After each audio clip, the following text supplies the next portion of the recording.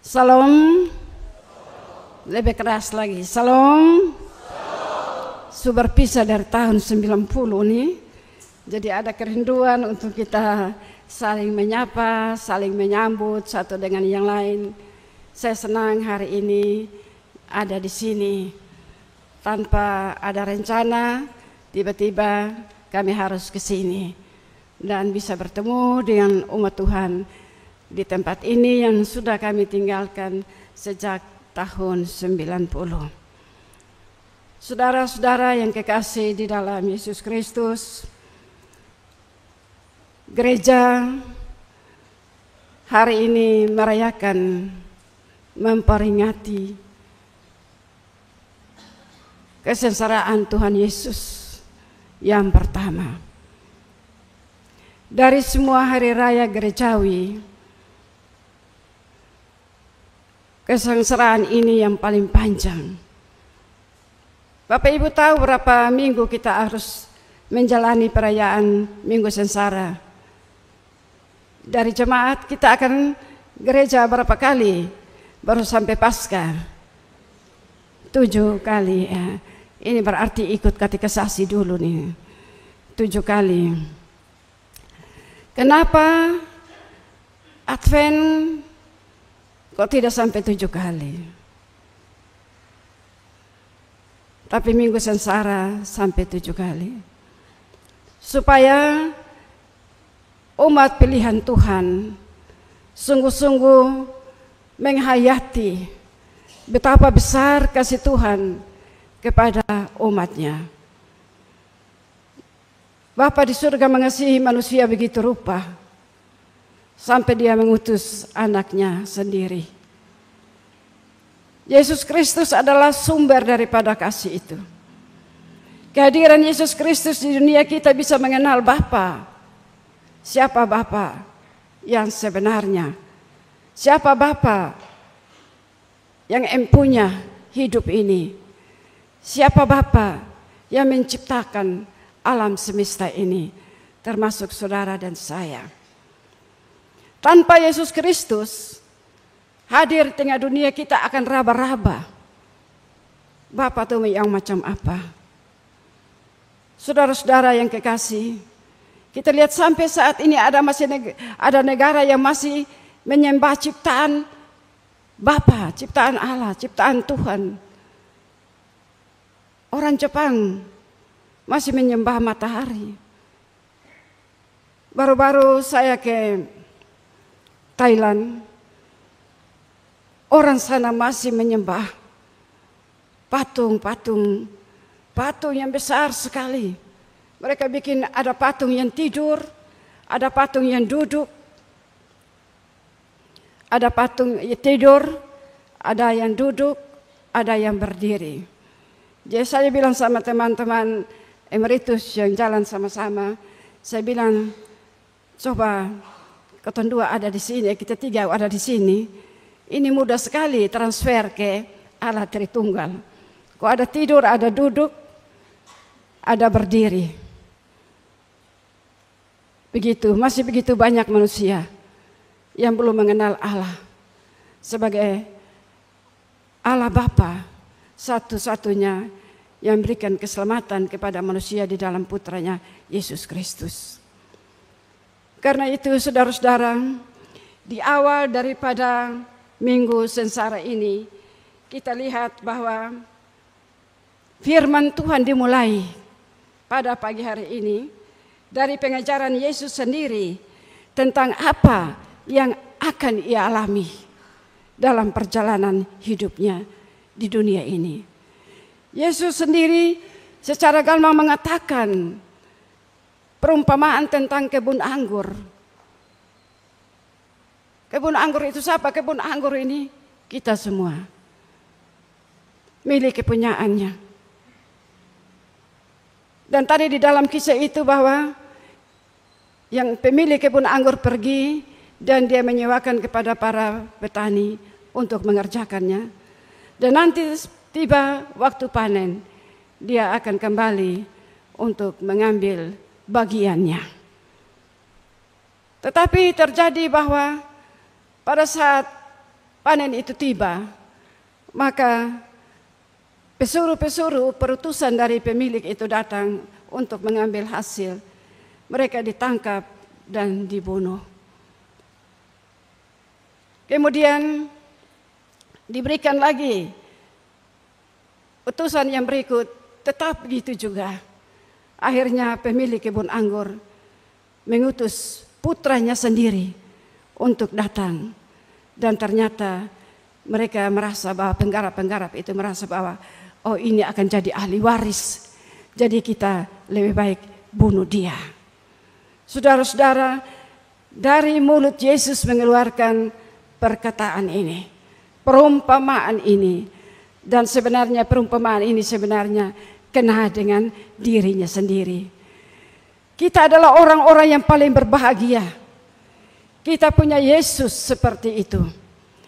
Dia lahir sudah dinubuatkan.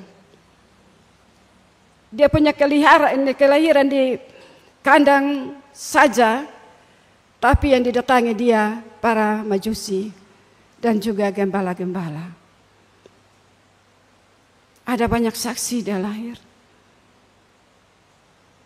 Dia melayani dari satu tempat sembahyang ke tempat yang lain, dari satu kelompok orang, dari jumlah yang kecil sampai jumlah yang besar. Juga ada banyak orang. Diikuti juga para ahli Taurat, Farisi semua ada ikut sama-sama. Tidak ada yang tersembunyi. Semuanya ada transparan, ada saksi. Kalau kita mau bikin perkara mesti ada saksi, tahu? Kehadiran Yesus juga ada saksi-saksi. Bahkan sebelum dia lahir sudah dinubuatkan. Dan pada waktu dia ditangkap, Soalnya tangkap diam-diam di tempat tersembunyi. Tapi di taman ada murid, ada orang-orang yang Yudas yang datang bawa itu di pasukan-pasukan itu untuk tangkap Yesus. Ada banyak orang. Dan luar biasa, dia tidak langsung ditangkap dan dibunuh kok, kubur sendiri sudah. Tapi masih proses dari satu ke satu. Dari pemimpin-pemimpin pada waktu itu. Lempar satu pimpong pe satu. Ini menunjukkan bahwa proses peradilan Yesus saja makan waktu cukup panjang. Dan ada banyak terlibatkan banyak orang. Bahkan sampai dia mati saja dia tidak disalibkan sendiri. Tapi ada dua penjahat di sebelah kiri dan kanannya. Dan kita lihat bahwa ternyata waktu yang hanya tinggal hitung menit saja, sebelah kanan itu melihat Yesus. Koton dua nih, yang kiri hujat-hujat dia, maki-maki dia, kanan juga maki dia. Awalnya dua-dua maki-maki Yesus. Tapi ini kanan lihat, kok dia sudah balas, ini orang dong di bawah. Tapi yang kiri kanan mereka balas, kusuin semua mati. Jadi kita juga balas dendam, sudah maki sendiri juga. Tapi Yesus malah apa? Yesus bikin apa? Yesus mendoakan, ya Bapa, ampunilah mereka karena mereka tidak tahu apa yang mereka perbuat. Saudara-saudara melihat ini, yang kanan heran. Orang sumaki sendiri tusuk di lambung lagi, darah sudah mengalir begini lagi, tapi dia masih ini. Dia tidak buang kesempatan, ya Bapa, ingatlah aku pada saat engkau ada di Taman Firdaus. Dan Yesus jawab bilang apa?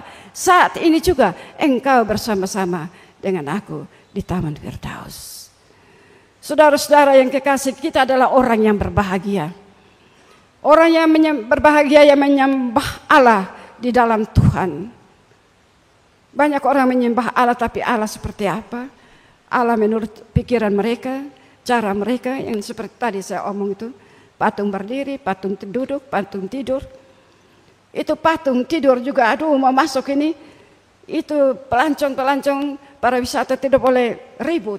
Jangan ribut, nanti dia marah. Aduh, ada yang ambil air cuci ini. Orang ada tidur juga, dicuci di pung kaki.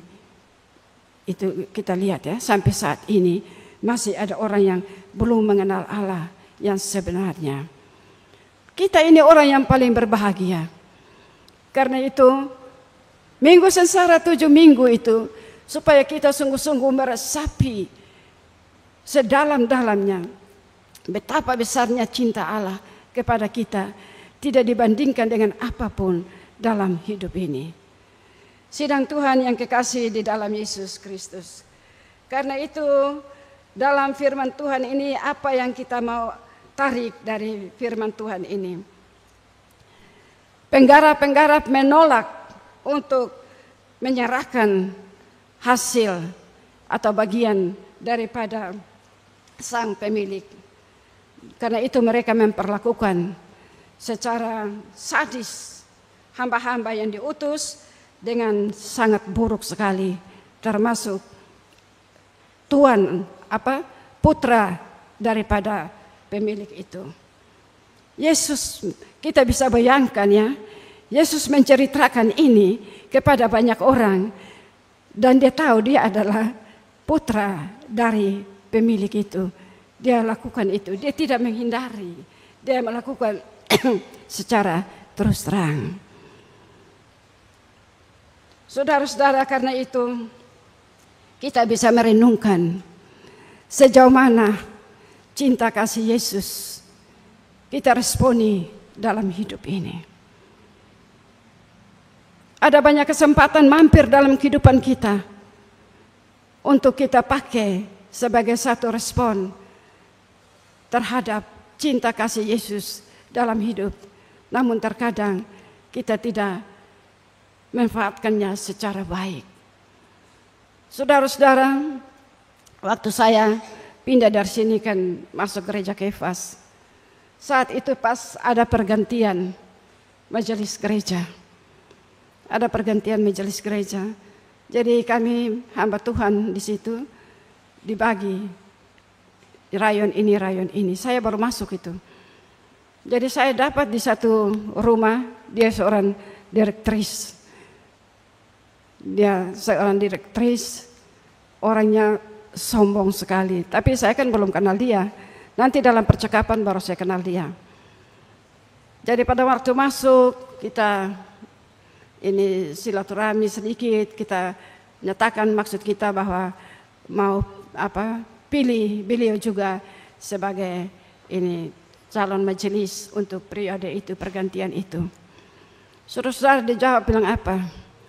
Aduh, Ibu Pendeta, dong salah masuk rumah. Salah masuk rumah.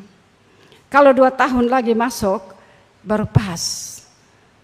Kenapa 2 tahun Ibu, saya tanya. 2 tahun saya pensiun, jadi bisa. Tapi sekarang saya lagi aktif-aktifnya, tidak mungkin. Sudah, akhirnya tidak perlu basa-basi lagi. Kita pamit kok, kita jalan sudah. Dia bilang 2 tahun. 2 hari kemudian, saya lewat dari depan rumahnya. Ada orang yang menjerit kesakitan, menjerit sekali, berteriak. Jadi teriakannya di sini di jalan raya itu dengar. Nah, padahal jalan rayanya dekat saja di depan rumah.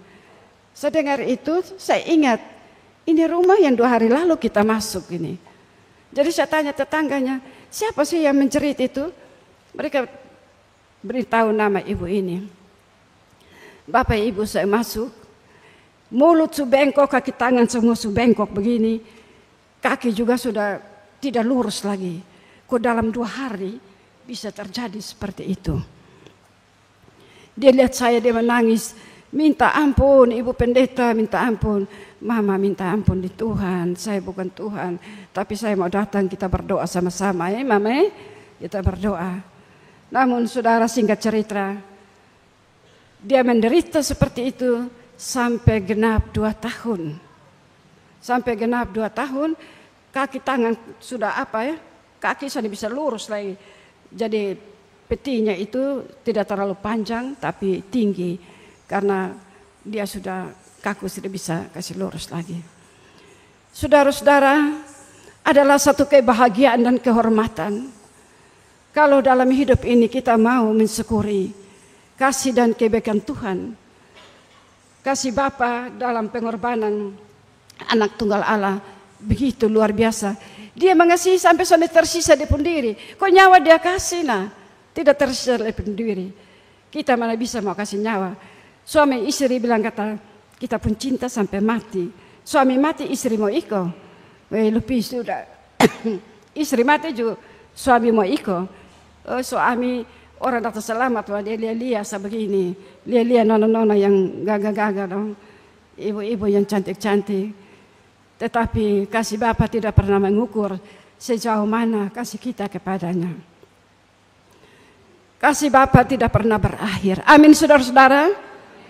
Kasih Bapa tidak ada batasnya. Kasih Bapa tidak pernah berakhir. Walaupun kita punya batas di dalam mengasihinya. Karena itu saudara-saudara yang kekasih di dalam Yesus Kristus, kita lihat bahwa dalam firman ini kadang-kadang kita tidak mampu untuk meresponi atau menjawab kasih Allah dalam hidup kita. Walaupun momen-momen itu mampir dalam hidup kita. Kisah ini mau mengingatkan kita sudah terpanggil jadi majelis gereja, kita yang hamba Tuhan. Mari kita lakukan itu dengan segenap hati. Kita lihat Yesus Kristus sendiri saja, dia dibunuh. Kita belum sampai dibunuh.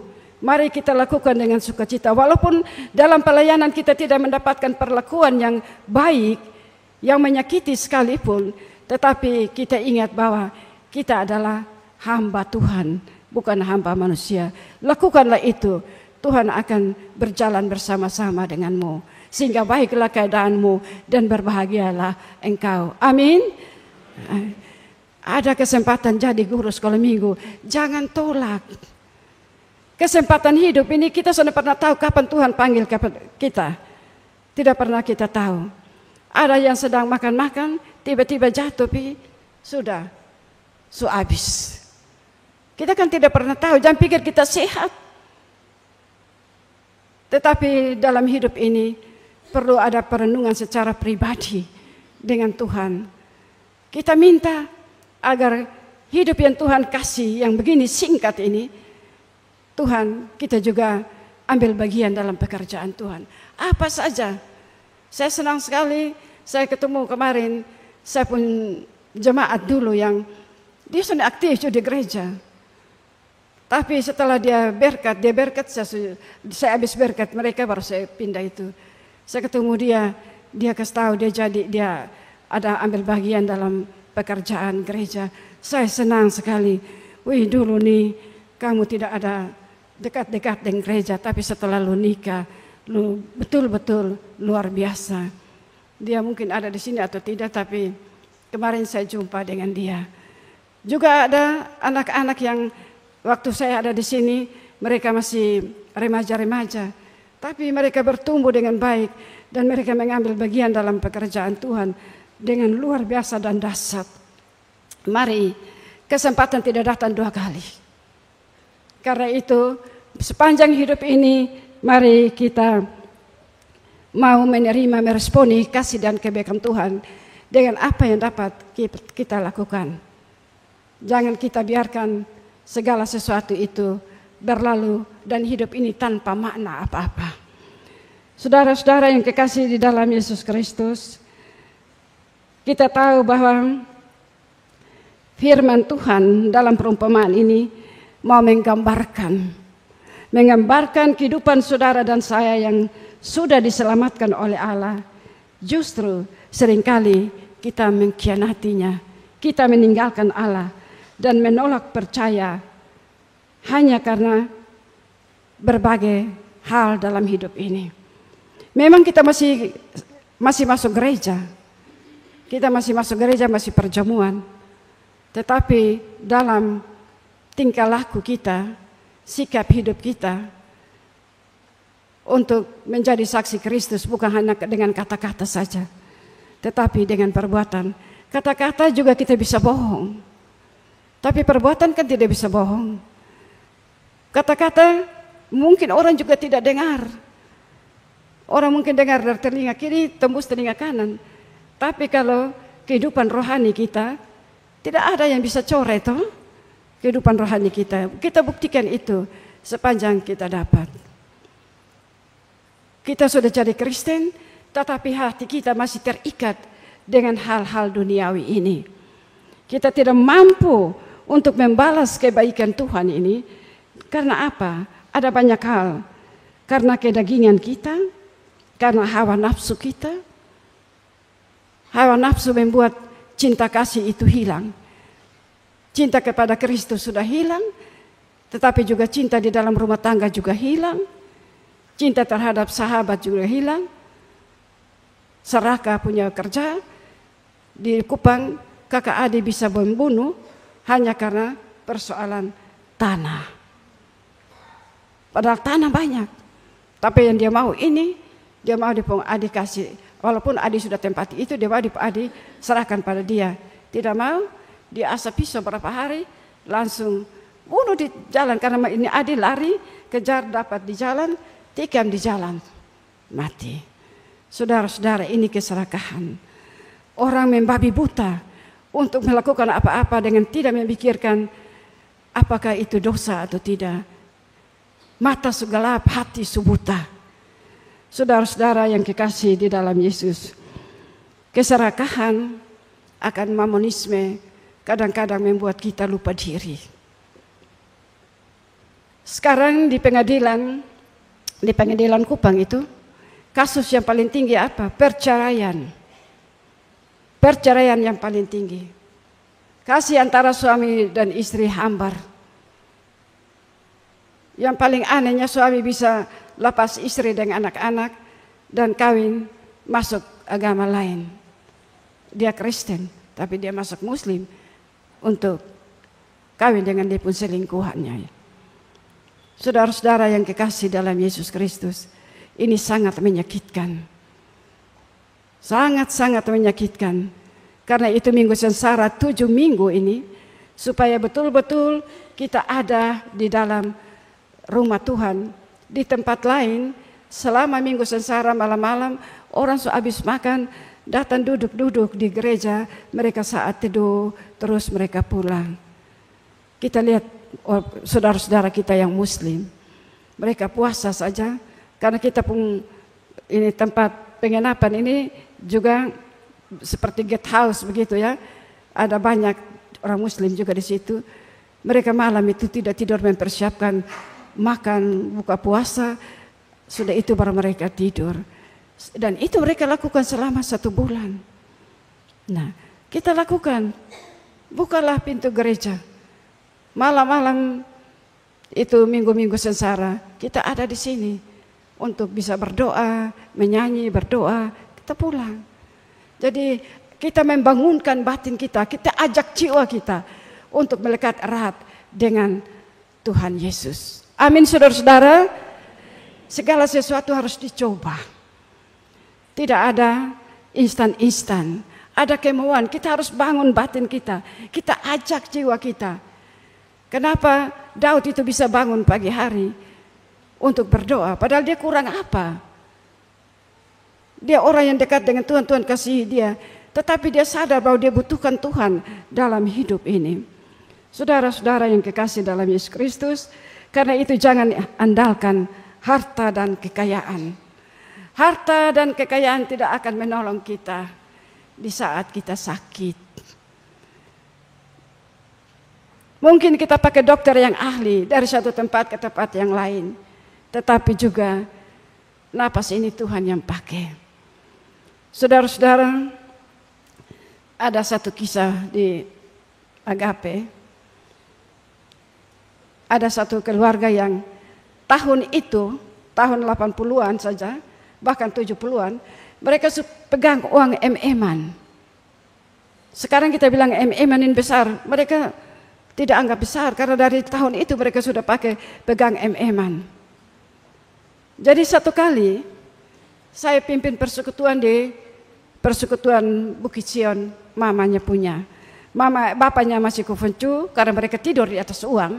Kalau orang bilang tidur di atas uang, ya mereka itu dari tahun begitu mereka sudah punya MM-an.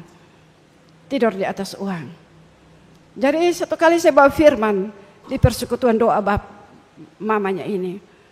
Bawa firman dari Injil Lukas tentang Yesus di sumur Yakub bercakap-cakap dengan perempuan Samaria.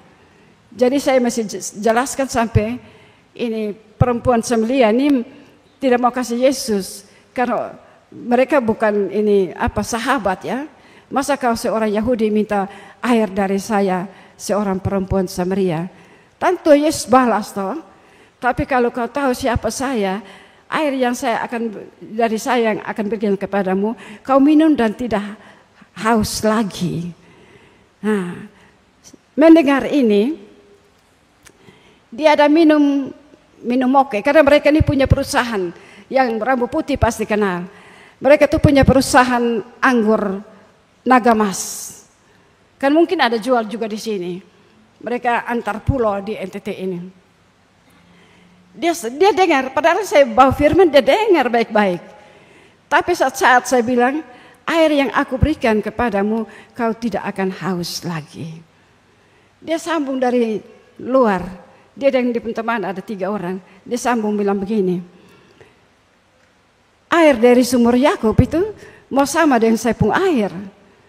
Saipung air ini, dia kan ada sumur juga, sumurnya di sebelah. Saipung air ini jual mahal.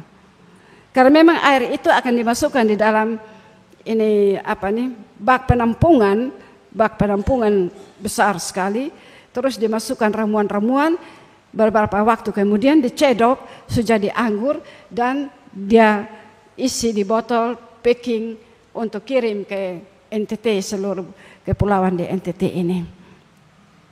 Saya kaget, bayangkan saya sedang bawa firman. Dia lihat saya baru bilang kata, itu air di sumur Yakub itu mau sama dengan sepung air. Sepung air ini 1 botol saja jual mahal. Aduh, mamanya menangis. Mamanya bilang kurang ngajar, binatang, setan. Ma, jangan ma, jangan. Tenang saja. Jadi sudah, akhirnya saya juga tidak mau melanjutkan ini renungan, kita menyanyi untuk bikin tenang ini anggota persekutuan doa. Terus kita ini doa persembahan kita selesai. Saudara-saudara, 1 minggu kemudian dia punya belakang ini sakit. Dia pergi ke dokter. Dokter bilang begini, kau mengalami itu pengapuran dan ini sudah stadium akhir. Stadium akhir. Dokter tidak bilang lupung hidup berapa lama lagi, hanya bilang ini sudah stadium akhir. Dia bilang apa? Ini dokter ini pribumi dong, ini bodoh. Dia di Surabaya. Dari Surabaya juga bilang begitu, bahkan dari Surabaya bilang kau hidup cuma 3 bulan saja.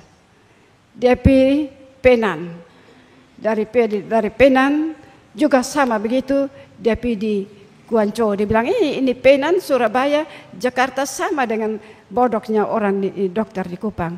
Dia pilih Guangzhou di Cina. Ternyata sampai Guangzhou, di sana dia nyatakan hidupmu cuma 3 bulan. Sudah. Akhirnya dia beli obat Cina, dia minum, pulang di rumah. Sampai di rumah, mamanya telepon, ibu, saya minta tolong sama ibu. Dia kasih tahu ini, dia bernama Hong Sing. Hong Sing ini sudah berdosa terhadap langit dan bumi. Tapi ibu tolong supaya Tuhan bisa membuka pintu maaf untuk dia. Waktu hanya 3 bulan. Jadi Bapak Ibu tahu 3 bulan tiap hari jam 9 mamanya sudah telepon. Ibu bisa datang sudah kok. Iya mak, saya pergi. Jadi tiap hari saya pergi 3 bulan. Dia dengar mobil gereja di depan. Itu tadi saya dengar di suara. Masih tertawa, itu 3 bulan itu dia masih bisa tertawa. Dia masih bisa duduk. Tapi begitu saya sampai, dia sudah balik muka di tembok dia seolah-olah ada tidur nyenyak. Saya pikir dalam hati, lu tidur tapi telinga sudah tidur. Saya bawa firman, saya menyanyi dengan dia mama. Lakukan itu sampai 3 bulan. Sampai bulan ketiga akhir itu datanglah seorang evangelis laki-laki. Selama itu saya sendiri. Jadi saya bilang sama ini evangelis, pergi lu yang layani ya. Ini masuk jenuh dengan dia ini sudah 3 bulan. Lu yang layani, mungkin lu laki-laki, dia ada baik sedikit. Saudara-saudara pergi, memang di Penana Wenzel. Wenzel pergi, dari jauh sudah menjerit. Masuk 3 bulan tuh, dia sudah menjerit kesakitan. Berteriak.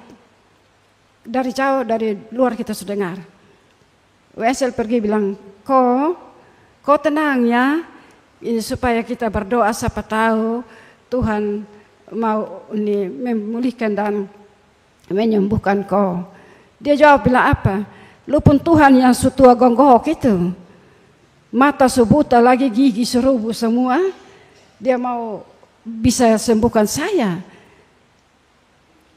Saudara-saudara, apa yang terjadi? Ini evangelis ini dia tahu mau buat apa. Kok jawaban dari orang sakit seperti itu. Tapi luar biasa, saya ada bawa 7 ibu. Tiba-tiba saja seperti Kaita di paduan suara nyanyi, ada diri yang angkat satu lagu. Serahkanlah itu, tahu itu lagu. Hidupmu, coba kita nyanyi ini. Organ. Kita nyanyi itu, Bapak Ibu, ini apa ya? Ini nikmati dia pun sair itu Sair nanti baru kita masuk situ. Sudah tanpa organ, nanti cara terlama. Serahkanlah hidupmu padanya, serahkanlah seluruh persoalanmu, sebab di dalam namanya ada jaminan kekal di dalam segala perkara. Berseru pada Yesus, berserah pada Yesus. Percayalah dia sanggup menolongmu. Berseru pada Yesus, berserah pada Yesus. Dia akan memberi kedamaian abadi. Saudara-saudara, sair itu saya juga tidak tahu sampai habis. Ini 6 ibu lagi tidak tahu itu lagu, hanya tahu sepotong-sepotong. Tapi kita bisa nyanyi kompak seperti satu paduan suara yang hebat sekali. Dan kita tidak berhenti. Kita nyanyi itu barangkali sampai 10 belasan kali, kami tidak tahu hitung. Tapi pada saat terakhir menyanyi, yang terakhir mungkin 11 ke 12 kali. Haleluya, yang sakit, tangan tidak bisa angkat. Tapi itu waktu dia angkat. Haleluya, puji Tuhan, Putra Allah yang ini tunggal, Yesus Kristus. Tuhan, kasihani hamba Tuhan. Saya tahu bahwa kehidupan kekal Engkau siapkan bagi hamba yang berdosa ini. Luar biasa saudara-saudara. Dia menghamba Tuhan Yesus. Haleluya, puji ini Tuhan. Saya orang berdosa, tetapi saya adalah ciptaan-Mu. Kasihani hamba Tuhan. Ibu pendeta di mana? Nah, saya tidak di depan dia, saya kasih ini Wenzel ini yang di samping tempat tidurnya.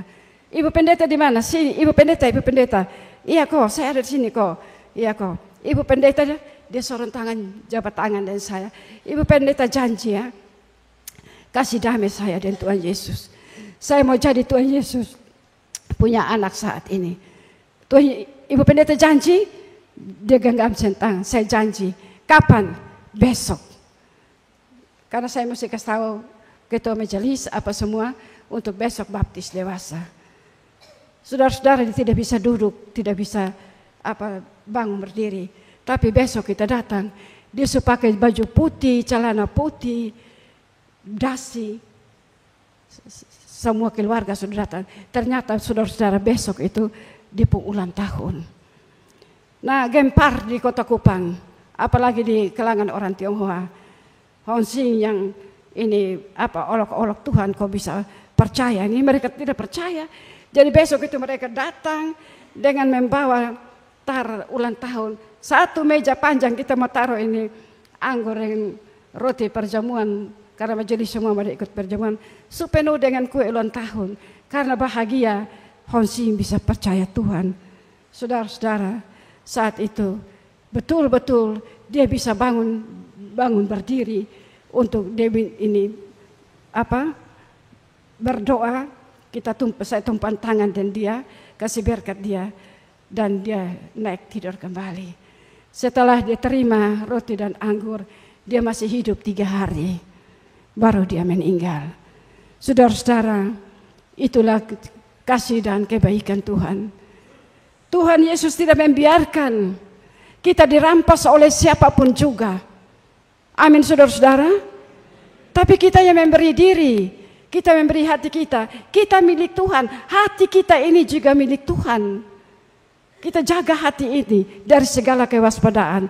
Karena dari sana itu terpancar kehidupan. Jaga hati. Saudara-saudara, jangan sampai dalam hidup ini kita mengandalkan kekuatan di luar Tuhan.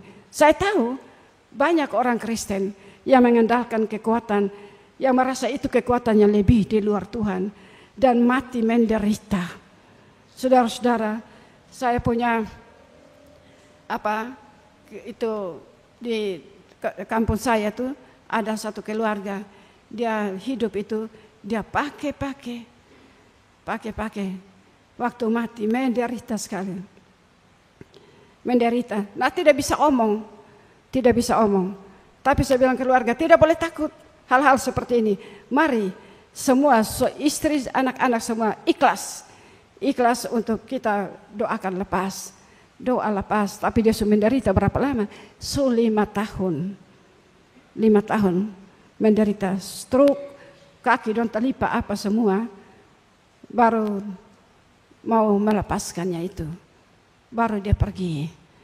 Saudara-saudara, ini dalam minggu-minggu sengsara ini satu perenungan secara pribadi tiap-tiap orang. Bagaimana kita menyerahkan diri sepenuhnya ke dalam tangan Tuhan. Hati ini kadang-kadang sudah tahu bahwa ini jalan yang salah. Tetapi hati ini selalu mendua. Tapi ada keuntungan di sana. Ada kebahagiaan di sana. Ada kenikmatan di sana. Mari kita jaga itu.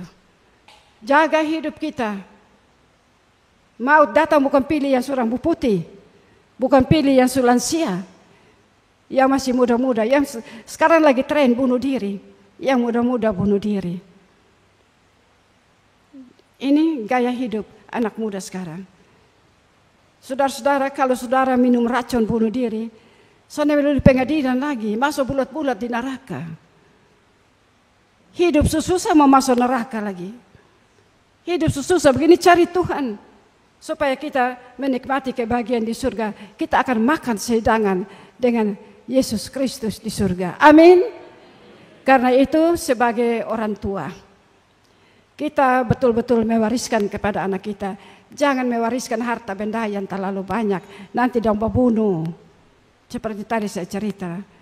Wariskanlah kehidupan yang benar. Wariskanlah firman Allah. Wariskanlah hidup kerohanian yang layak. Saudara-saudara, ikut Tuhan dengan sungguh-sungguh, tidak akan kecewa. Karena Tuhan akan menjaga kita. Lihat saja yang tadi saya kisahkan itu, pabrik anggur Nagamas itu. Walaupun yang buruk macam begitu, hina Tuhan seperti itu. Tua gonggok lagi, gigi susah ada, mata susah lihat lagi, masa dia bisa sembuhkan saya? Tetapi Tuhan tidak saja menyembuhkan. Tidak saja menyembuhkan kepung penyakit, tetapi Tuhan memberikan hidup baru kepadanya. Amin, saudara. Saudara rindu hidup baru? Rindu atau tidak? Harus rindu. Masa kita mau masuk neraka? Karena itu mari betul-betul jangan sampai karena dia datang dengan mobil, dengan apa semua, kawin saya nanti berpelan-pelan, lu tarik sendiri. Lu tarik dia, kok dia tarik lu. Jadi ingat sebagai orang tua, jangan kita kembali ke rumah Bapa tanpa kita mempersiapkan barisan-barisan kerajaan Allah yang Tuhan hadirkan lewat perkawinan mereka yang sudah start dalam nama Bapa, Anak dan Roh Kudus. Jangan dia masuk finish dengan Abidin Muhammad. Jangan dia masuk finish dengan bukan nama Bapa, Anak dan Roh Kudus. Itu tanggung jawab, itu yang perlu kita wariskan kepada anak-anak, yaitu kehidupan iman yang benar. Saudara-saudara yang kekasih di dalam Yesus Kristus, karena itu hidup ini suatu proses pengambilan keputusan. Suatu hari kita bisa ambil keputusan, tidak bisa hitung kita ambil keputusan itu. Tapi keputusan yang kita ambil setiap hari itu apakah mendekatkan diri kita kepada Tuhan atau kepada kedagingan-kedagingan kita. Hari ini kita baik-baik, tetapi sebentar lagi ada tawaran yang menggiurkan, maka kita berubah. Mungkin kita merasa bahwa masih ada kesempatan untuk kita bertobat, tetapi saudara tidak tahu kapan Tuhan bilang, stop di sini sudah. Kau hidup juga sia-sia saja. Karena itu marilah kita jaga hati kita. Hati ini milik Tuhan. Kalau kita sadar bahwa bukan hidup saja milik Tuhan, tapi nomor satu hati yang setiap saat kita mengambil keputusan itu, ini milik Tuhan. Kalau kita tahu hati kita milik Tuhan, tentu kita tidak membiarkan hati ini menjadi milik yang lain. Amin. Saudara-saudara yang kekasih, karena itu saya katakan kepada kita semua bahwa seperti nats pembimbing tadi, buah macam apa? Pemilik anggur tanam anggur, dia datang kau mau ambil hasilnya, ternyata ini anggur sudah manis semua, buahnya asam semua. Karena itu dia berencana untuk bongkar di pagar supaya binatang masuk dan kasih hancur itu tanaman anggur itu. Saat ini kita bisa renungkan sama masing-masing dalam diri. Buah macam apakah, buah kerohanian macam apa yang kita hasilkan dalam kehidupan kita bagi Tuhan Yesus? Anggur yang asamkah atau anggur yang manis? Jawaban ada pada saudara-saudara yang kekasih. Dan yang terakhir, kesetiaan Allah menjadi alasan untuk saudara dan saya bersuka cita dalam segala hal. Kita percaya, sungguh-sungguh kita buat komitmen dalam hidup ini. Kita buat komitmen. Kemarin juga saya kunjungi satu keluarga. Saya lihat, berkembang bagus sekali. Berkembang bagus sekali. Dan dia ceritakan bahwa dulu hidup susah, ibu semua ada pakai patung. Tahu toh patung yang panggil-panggil begini. Toko-toko biasa begitu toh, panggil patung begini. Mereka tetap jaga hati mereka. Kami suami istri jangan ikut seperti itu. Kami percaya Tuhan Yesus. Tuhan Yesus mati dan bangkit dan dia Roh Kudus ada bersama-sama dengan kita. Kita tidak boleh menyangkalinya. Biar mereka begitu, kita tidak usah ikut. Tapi ternyata walaupun mereka tidak pakai begitu menurut mereka, yang lain pakai, mereka tidak pakai. Akhirnya perkembangan bagus dan betul-betul bisa lihat betul-betul mereka mengalami kebahagiaan dan mengalami omset yang bagus sekali. Jadi yang pakai patung tanya, lu pakai ini ilmu apa? Lu pakai ilmu apa? Untuk lu pun toko bisa maju macam begini. Dan jawab bilang begini, kau bosan pun apa Tuhan panggil begini, panggil begini. Kalau kau tempun Tuhan buka hati dia beri. Jadi Tuhan beri kita terima tidak panggil tapi datang sendirinya. Saudara-saudara, secara sederhana mereka menjelaskan begitu, tapi inilah kita lihat iman yang tertanam. Iman yang tertanam dan bertumbuh dengan subur. Firman Tuhan katakan, jikalau kamu tinggal di dalam aku, Yohanes 15 itu ayat 7, jikalau kamu tinggal di dalam aku dan firmanku tinggal di dalam kamu, minta apa saja, maka kamu akan mendapatkannya. Firman Tuhan sudah jelas begitu, tapi kita masih minta kepada yang lain. Karena itu marilah kita saat masuk dalam minggu sengsara pada hari ini, kita mengambil komitmen secara pribadi untuk kita betul-betul berjalan dengan Tuhan. Dalam suka duka, untung malang, sakit, sehat sekalipun, kita tetap berjalan dengan Tuhan. Karena kita tahu bahwa hidup yang kita jalani ini cuma sementara. Tapi keselamatan yang kekal Tuhan siapkan bagi kita. Amin, saudara-saudara.